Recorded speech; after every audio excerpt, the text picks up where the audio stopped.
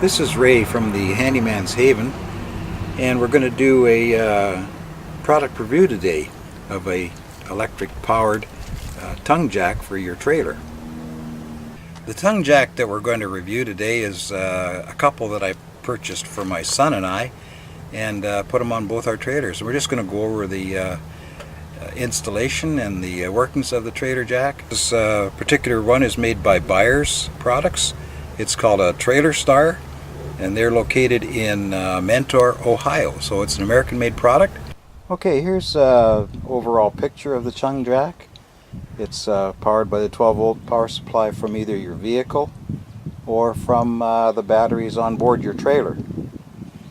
And it has landing lights here for nighttime use on either side, and the switch is right here on the back to access those. There's the other light on the other side. Okay, on top we have a leveling gauge, and of course on the bottom here we have a power switch so we can raise and lower the jack. Now when I say there are a few problems, they're just minor, but it's just stuff that a manufacturer should pay a little bit more attention to for the quality of their product. As you can see on this particular one, and that's also on the other one, this is my son's trailer, the one I have on my trailer is exactly the same. Here's your labels for your switch, and they're just falling off. They're stuck on with a bit of sticky backing. That should be better. They have a warning label on the front. It's also coming off. So you can see after a couple of trips these labels will be gone. And of course the one on the front identifying the Trailer Star, they're advertising, telling us what the product capacity is. This is 3,500 pound capacity. And right on the bottom says, do not destroy this label. Well, I don't think you'll have to destroy it. After a couple of trips, I think it'll just blow off and you'll never see it again. Now they do give you a nice, convenient little bubble level right here on top of the power lift. But as convenient as this is, it's the place that it is that's not convenient. And let me show you what I mean. It's underneath this level that is access for the hand crank. They give you a nice hand crank here, you know. Try and get it into the lens so you can see it.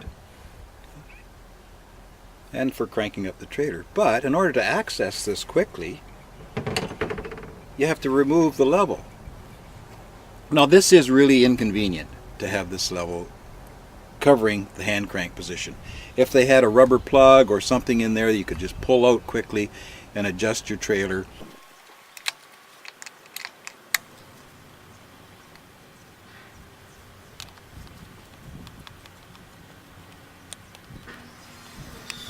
There we have it. Got the screws out. Now we can remove the level, and there's the access point for our crank. Now I got to make sure I don't lose my level or the three little screws I had to put in my pocket. And here's the next problem we're going to run into. We've got our cap, our little bubble level over off, and now we can crank it up with our hand crank. Now if you're going to put a power jack on a trailer, you're not going to put it on a little trailer that's using 25-pound bottles. In other words, the height of the bottles is quite low. Most of the time you're putting a power jack on a bigger trailer, and invariably they have the bigger bottles on them. And you'll see that this is totally useless, this hand crank.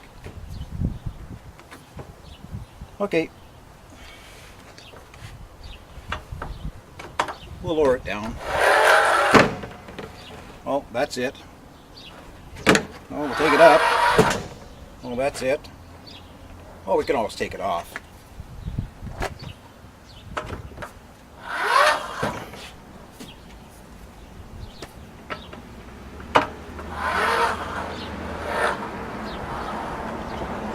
There we go. That works like a charm.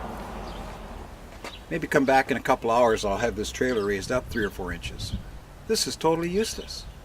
So it's into the workshop, and I'm going to have to modify this. Okay, now we're going to put the bubble level back on.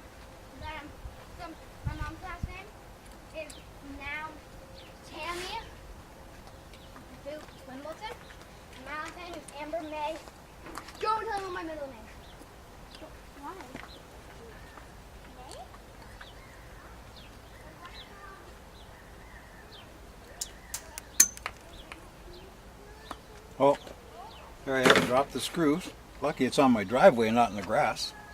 I'll never find it.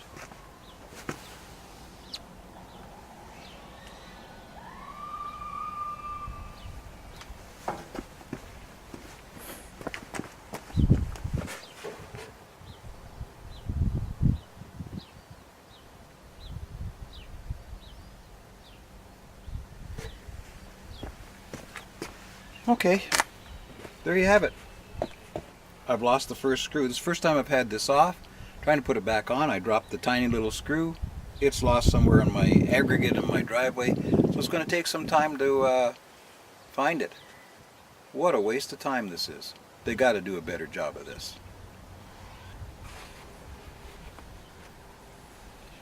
Okay, it's been about 10-15 minutes hunting for a screw in the driveway.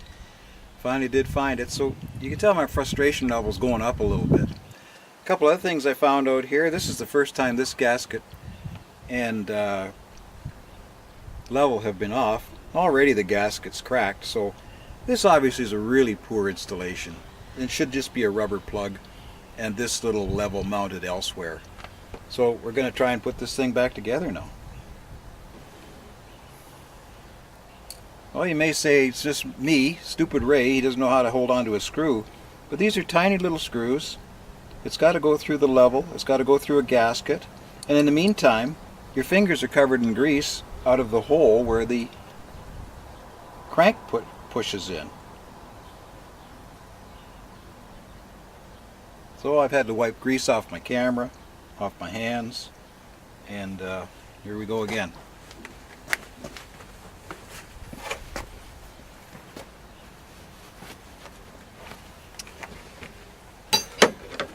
Give it another try.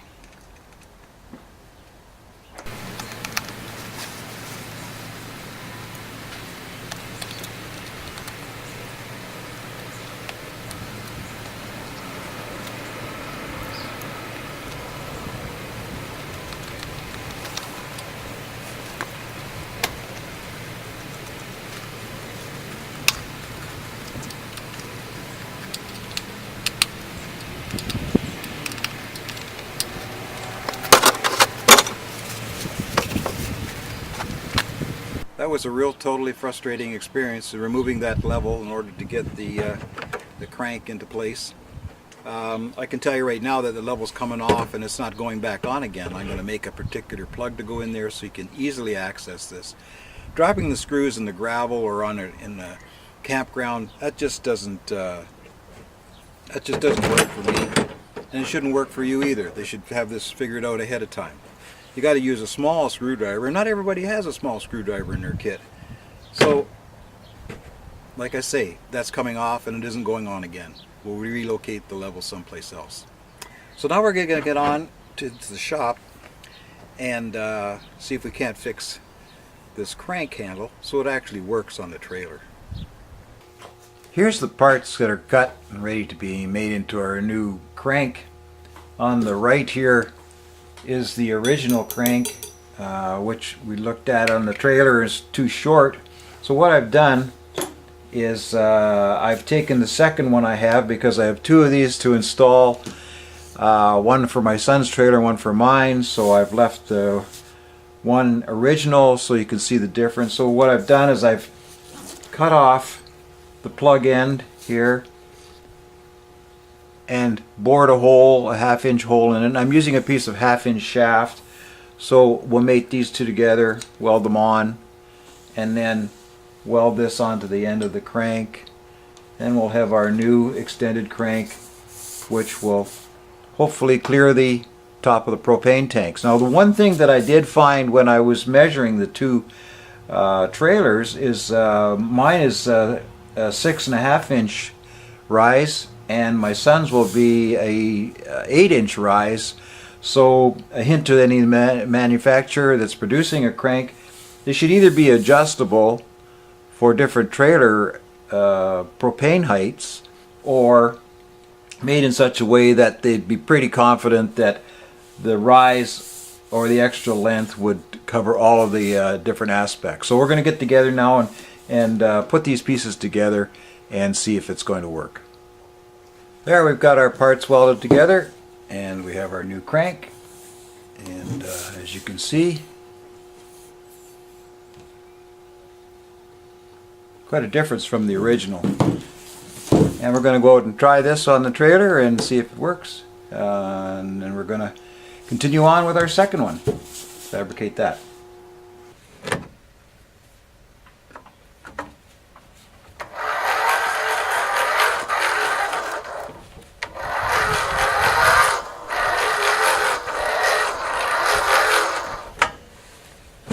Well, there you have it. We have a crank handle that actually works. That's the way it should be shipped to the customer. They're both welded up and fabricated. My son's crank is the back one here.